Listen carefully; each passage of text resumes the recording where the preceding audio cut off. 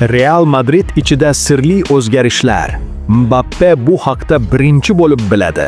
Kelajakdagi murabbiy va 87 million funtlik shartnoma hamma e'tibor markazida. Assalomu alaykum futbol ixlosmandlari. Bugun Real Madridning kelasi mavsumdagi murabbiyi Mbappe xabari va Kloppning rejalarini batafsil tahlil qilamiz. Like bosib, kanalga obuna bo'lishni unutmang.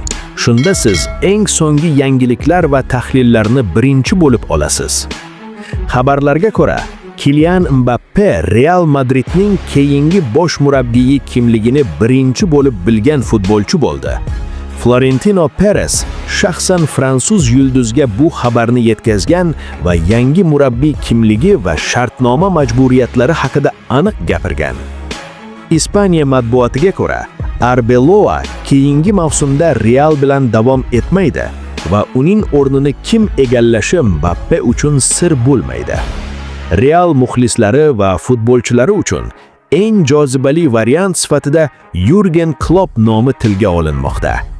Kloppning tanlovi sabablari aniq: kuchli xarakter, kiyinish xonasida intizomni tiklash qobiliyati va yuqori pressing hamda tezkor qarshi hujumlarga asoslangan o'yini bilan mashhur. U Realni yana muxlislar uchun hayajonli va samarali qilishni maqsad qilgan.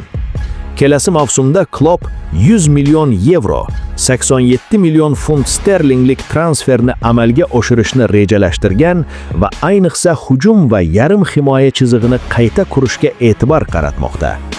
Adam Wharton bu reja asosidagi markaziy transfer sifatida ko'rilmoqda. Chunki u to'pni bosim ostida qabul qilish, uni aniq taqsimlash va himoya muvozanatini saqlash qobiliyatiga ega. Xulosa shuki, Real Madrid ichida jiddiy o'zgarishlar kutilmoqda va Mbappe bu jarayonning markazida. Klub yangi murabbiy bilan kelasi mavsumga yangi rejalar bilan kiradi.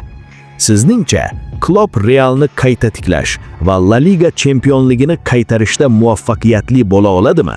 Fikringizni kommentariyada yozib qoldiring.